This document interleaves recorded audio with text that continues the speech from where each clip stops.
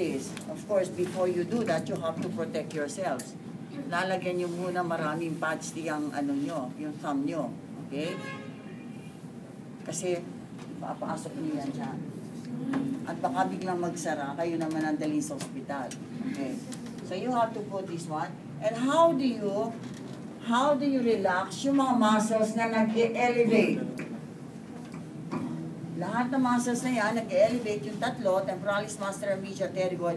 You have to relax this muscle na nagtataas, you have to push it down.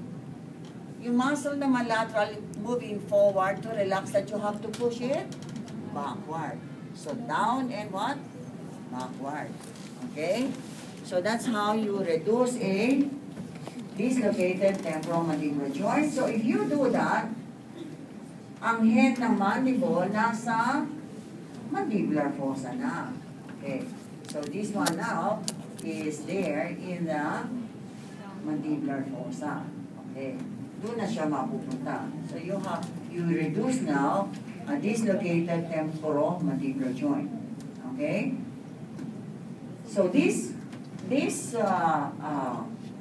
muscles are found there both in the temporal, infratemporal, and even here in the face. Yung muscle there actually part ng face, right? Okay. So, if you ask, what are the contents of your temporal fossa, ano sasagutin niyo? Ano ang contents ng temporal fossa? Temporalis muscle. Temporalis fascia. Okay, temporalis muscle. Sana kayo sir dito ma? Tempo. Coronoid. Okay. Tapos, may nagko-cover sa kanyang connective tissue. Ano tawag kaya doon? Temporalis fascia. So, makikita nyo dito yon class. Ano pangalan dito, muscle? Temporalis. Pero may nagko-cover sa kanyang connective tissue. Ito yun. Temporalis, what? Fascia. At doon nyo nakikita yung mga muscles na yun sa ear. Anterior, superior, and posterior auricular. And that is where you find also blood vessels. Okay, anong blood vessels ang nandiyan sa nandito sa nandiyan sa temporal fossa? What blood vessels do you have here? Anong blood vessels ang nandiyan? What blood vessels is it? Superficial what? Superficial temporal artery. What vein? Superficial temporal vein. What nerve? Auriculotemporal. Okay. And branch of mandibular, meron dalawang maliit na nerve na nasa ilalim ng temporalis. These are the deep temporal nerves. Okay? Deep temporal nerves. Follow? Okay. What do you find naman in the infratemporal fossa? Ano tong orange? Lateral. What is the green? Medial. Very good. Okay. What nerves do you find there naman? Okay. Lapit-lapit na tayo. What nerves do you find there in the infratemporal fossa? Mandibular nerve. Okay. So if you have now your, okay, you have now here the cranial fossa.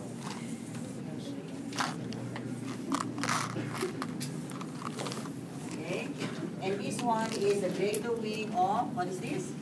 Sphenoid. Greater wing of the sphenoid. And then you have openings here, right? Rotundum, ovalis, spinosum, and this is between lesser wing and greater wing. What is this? Superior orbital fissure. And then you have a nerve here. What nerve is this? Right. And you have here ophthalmic, maxillary, and mandibular. Okay, or V3, mandibular nerve. Okay. So, itong, what is this one here? This is foramen ovale, and this is foramen spinosum. Now that one, you can see when we have this drawing. Okay, so you have got your zygomatic arch. This is maxilla here. Okay, You have got here your ramus. Okay? And so what do you have now here? This is your greater wing of what? Sphenoid. This is temporal bone here. Okay. So you have here greater wing of sphenoid. Okay.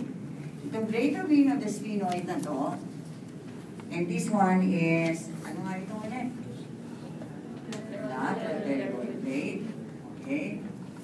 And then, may mga butas. Anong butas to, Foreman? Ovale, what's this? Spinosum. Nandito siya. Okay. Ovale and what's that? Spinosum. Nasa ilalim ng, ano yan? Greater wing of sphenoid. Okay? So ngayon, lalakihan po itong ovale, spinosum, at saka mandible. So, dapat na-orient kayo, nandyan ang ovale, nandito spinosum. Parte ng, ano ito? Ng wing. Okay, so lakihan natin ngayon ang mandible at saka yung mga openings there. Okay. So you have here now the mandible. And this is foramen ovale, this is foramen spinosum. External acoustic natin, you have your pinna there. Masyadong maliit yung pinna. Okay, you have the pinna there. Okay. So this is foramen what? Ovale. Ano dumadaan dyan ulit? Mandibular nerve. Okay, this is mandibular nerve. And mandibular nerve divides into two branches. Anterior division and posterior division. Okay. Itong mandibular nerve na to, bago siya mag-divide sa dalawa, itong main trunk, susuplayan niya yung blue na muscle doon. Ano yung blue? Okay, the nerve to the medial pterygoid dito galing sa main trunk. Tapos may branch yan, itong main trunk, papunta babalik sa meninges. Meningeal branch. Okay. And then you have here anterior division. Most of these are what? You have here mostly are motor. At ito yung magpupunta sa muscles of what? Mastication. Pero lang yung medial pterygoid kasi galing dito, right? Okay. So you have temporalis. These are the two deep temporal nerve. You have here mesenteric nerve. You have the nerve to the lateral pterygoid. So saan siya galing? Anterior division. So yung mga muscles of mastication supply ng mandibular nerve. Okay? And these are mostly motor. Mostly what? Motor. So meron din sensory. Mostly lang eh. Hindi naman all, di ba? And the branch here, which is sensory, is the buccal nerve. Supplying para makaramdam kayo na sakit dito sa buccal mucosa. Sa mucosa sa cheeks. And then you have posterior division. And most of these, mostly sensory. May isa lang motor. Okay? One branch of this is this one. This is the lingual nerve. And the lingual nerve will supply the anterior two-thirds of the tongue with ordinary sense. Okay? So, para makaramdam kayo ng init, ng sakit, ng lamig, ang kailangan nyo, trigeminal. Anong branch? Mandibular. Anong branch specific? Lingual. Okay, are you following? Okay. Para naman makataste, special sense, anterior two-thirds. Ito yun, anterior two-thirds, ito. Taste, you need what? Facial. Okay? So, itong lingual na to, merong kumakabit na galing sa facial nerve. Here. Magkaiba sila ng action kasi ito, parte ng chorda tympani ng facial. Ang dala-dala niyan, partly ay taste. This is partly what? Chorda tympani. At hiram siya ng, ng fiber sheet. Pero magkaiba ang function niya. Ang orange ay taste. Saan siya galing? Facial. Yun namang blue ay lingual. And that is for ordinary sense, like mainit, malamig, masakit. Okay? So that will be your chordal tympani. And in order to understand this, okay, you have to have some explanation, and you have to listen very well because you can apply this in your neuroanatomy.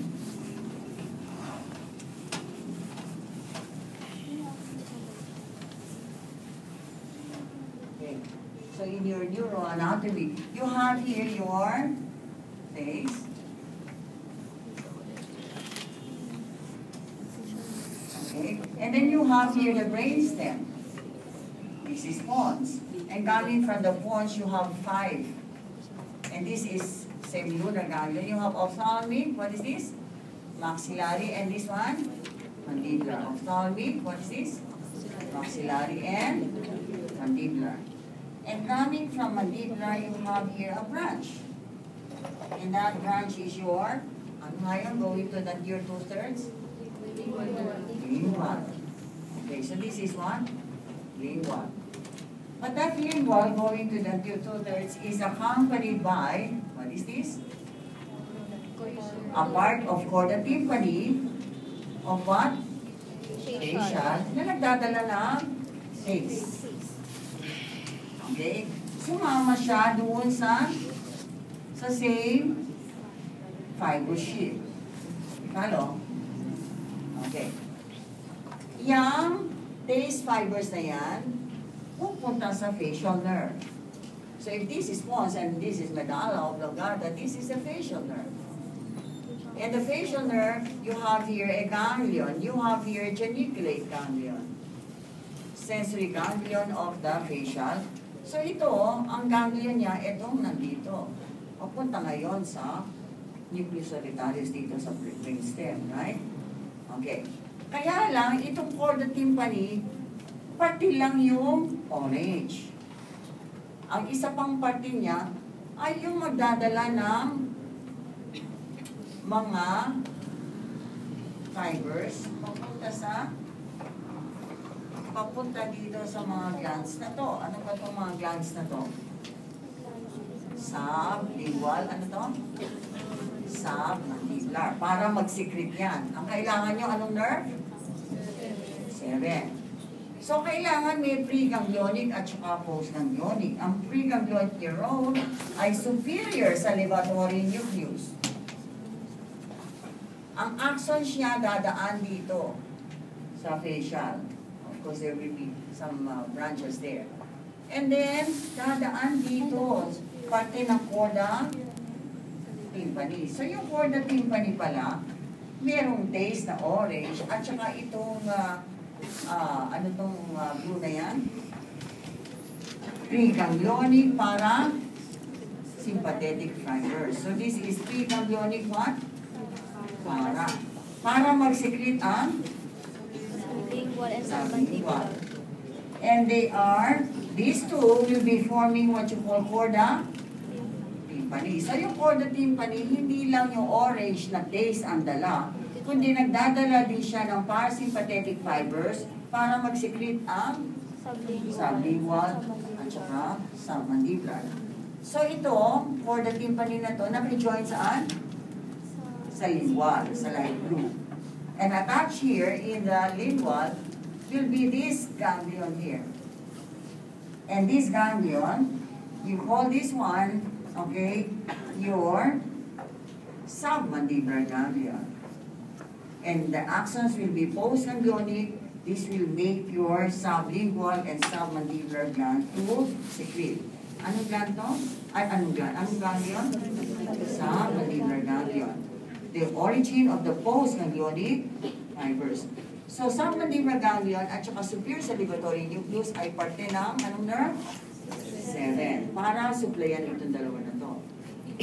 Follow? Okay. So, that will be your lingual. Okay. Another branch of the posterior division there is this one.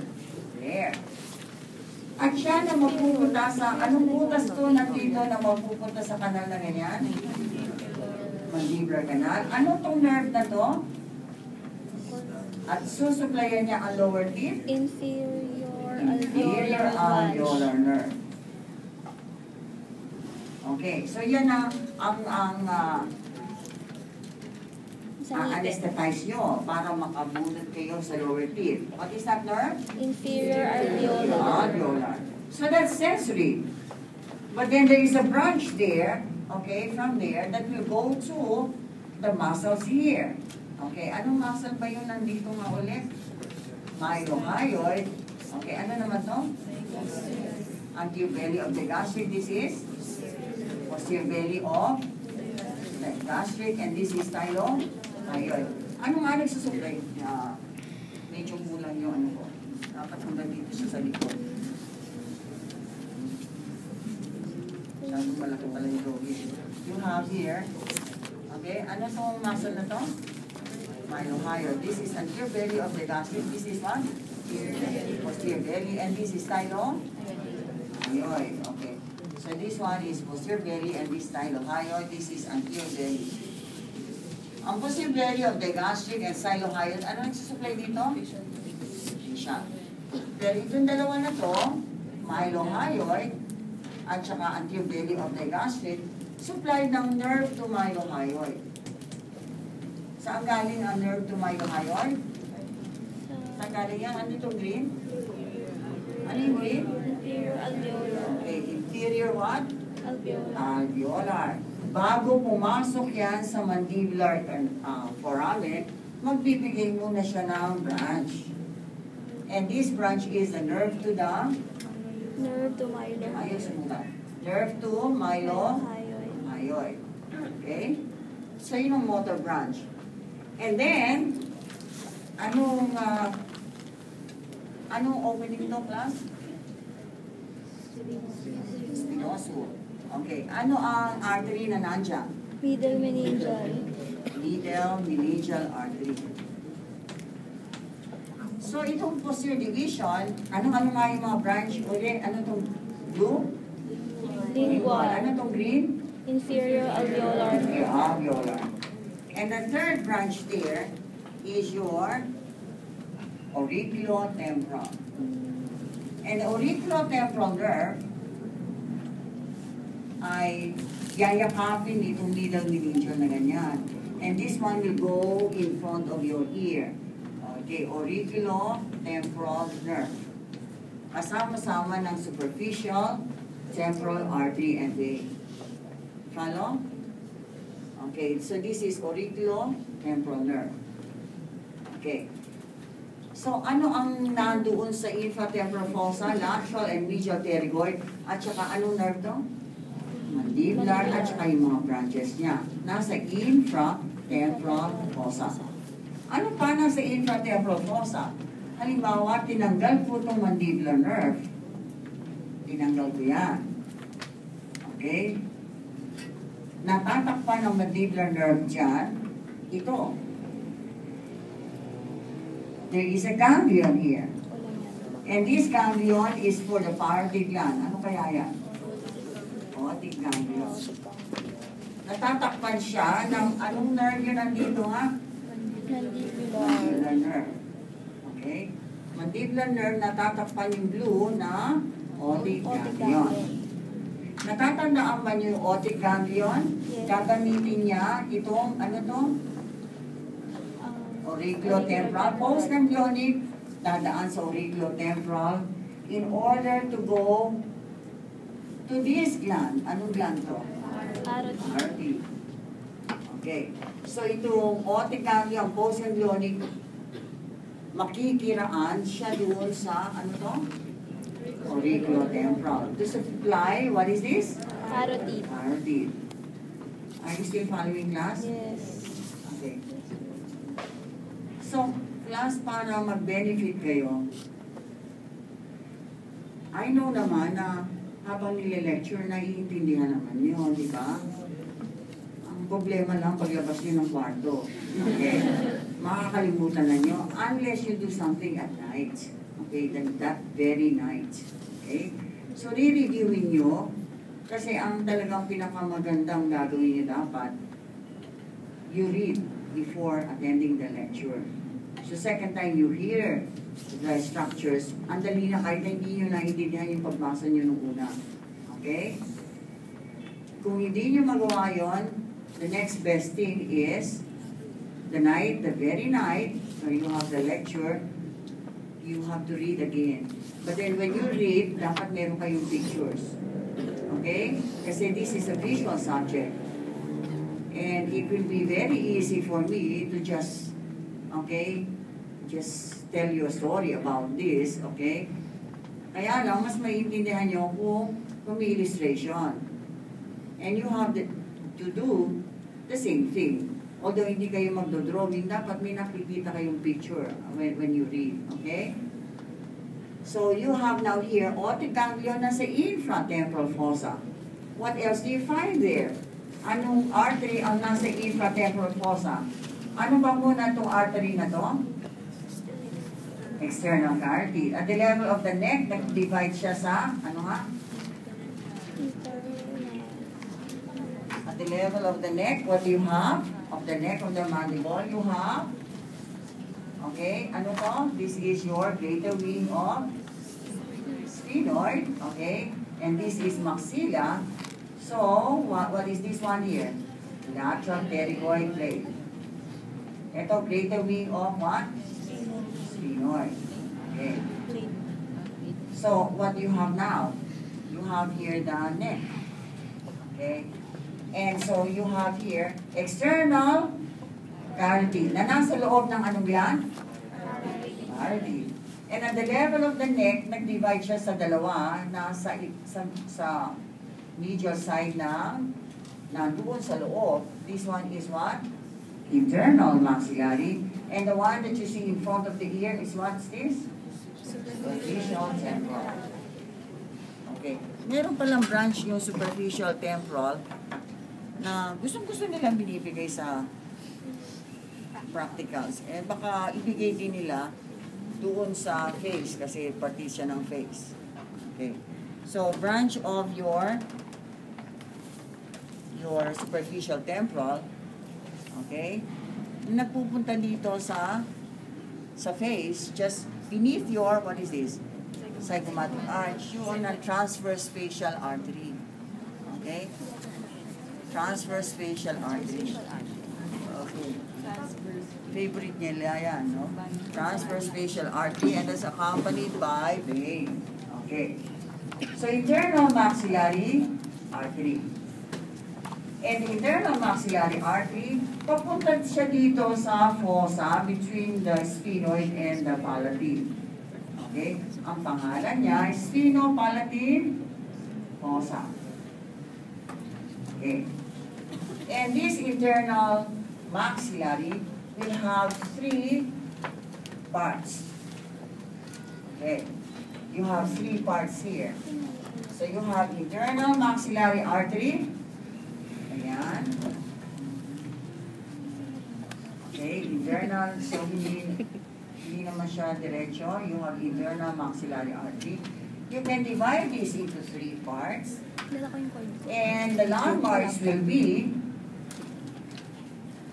if this is medial, ano nga ito? Oh, mandibular foramen. This is what? Lingula. Ano yung ligament dito? Mandibular ligament. Okay. So if you have now here internal maxillary at the level of the neck, right? Internal maxillary. You'll be having now here your first portion between the angle and the spheno. So you have here your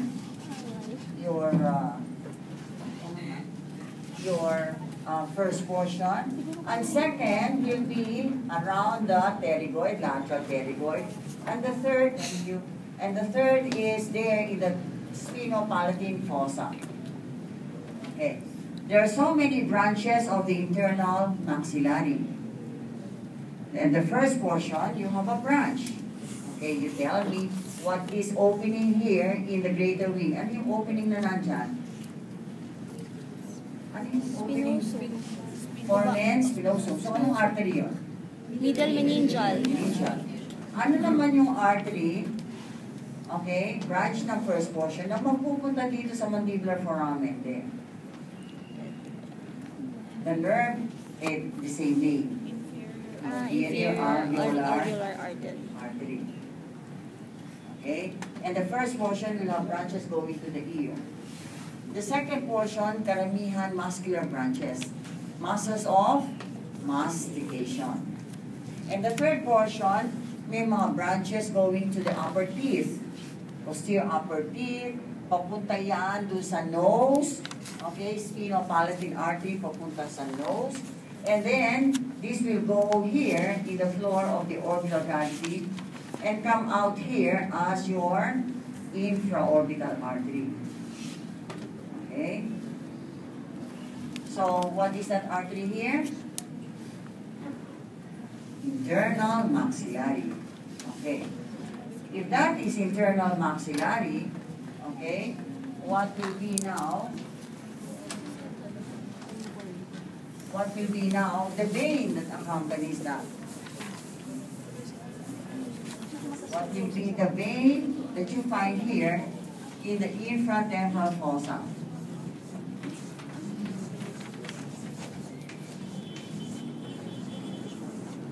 Okay, so you have here zygomatic bone. You have here your, okay, you have here your, what is this? Greater wing of, what's this? Greater wing, and what is this one here? Lateral pterygoid. Okay, and what is this one here? You have here a muscle coming from infratemporal crest, going here to the, what is this? Neck. And from the lateral pterygoid, lateral surface, you have, what is this muscle here? Lateral pterygoid muscle. And there will be veins around this. These are pterygoid venous plexuses. And pterygoid venous plexuses, nag-join dito as internal maxillary vein. What is that? Internal maxillary vein. And internal maxillary vein will join with the vein here. What is this?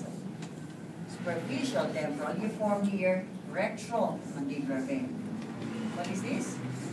Superficial temporal vein. What is this now? Retromandibular. And this is the one that you see inside artery. Of course, you know what will happen here. Ano mangyayari? Anterior division and anterior division joins with anterior facial you form. Common facial. That opens where? Internal jugular. And internal jugular is covered by what? Sternocleidomastoid. Okay. And posterior division joins with the vein here inside your, at the back of your, what is this? Okay. Posterior auricular. And you form now here what vein? External jugular. Vein. So you have posterior division and posterior auricular here. Okay? So this will be now the veins. Okay? So if you ask you, what are the structures that you find in the infratemporal fossa, ano sasagutin yung muscles? Dalawa. Lateral and medial pterygoid. What is the nerve? Find there? Mandibular Mandibular nerve and the branches. What ganglion? Otic. Otic ganglion. What artery? Internal Internal maxillary. maxillary and the branches. What vein? Chorda Ganun tympani. din. Facial. Okay. What vein? Chorda tympani. Facial. Vein ba yun? Ay, Okay. Internal maxillary vein. The pterygoid venous plexuses. How about what are the structures that you find here in the temporal fossa? Temporalis muscle. Anong artery nandun? Superficial artery. Anong vein? Anong nerve? Temporal nerve. Okay. How about here? Passing inside the parotid gland. What are the structures passing in the parotid gland? Anong nerve muna? Anong nerve to? facial. Okay, anong artery? Sternal artery. Ano vein? Retromandibular. Retromandibular. Okay, very good. So, you study very well for the exams. Okay, next week you come early. Don't bring your cell phones or any electronic device for communication. Okay. When you study anatomy, gross and micro, you have pictures there. Okay? Okay. So, were you able to review everything there in the laboratory? Ano niya, nakita niyo lahat? Okay. In class, huwag naman kayo titingin lang sa isang cadaver o sa isang brain specimen kasi iba-iba ang itsura nila. Okay? So, as much as possible, you have to see all, right? Tingnan nyo kung ano ang maganda doon sa isang... So, yung pirinyo, pwede silang kumuha sa cadaver. Okay, but mostly it will be models kasi masyado na dried up. Okay. So, sa brain, you can see the cranial nerves, you can see the arteries, the branches of circle of Willis. Sa cranial fossa, ito pag-aaralan nyo, skull at saka yung cadaver. So you have to know what are the structures passing there, right? Okay. So the back, you have the muscles on the back, you have model and then the cadaver. Okay. And then the vertebral column, dapat isa-isahin nyo yung mga cervical, what's that? Thoracic, lumbar, sacral. Okay? So good luck class. You will come early.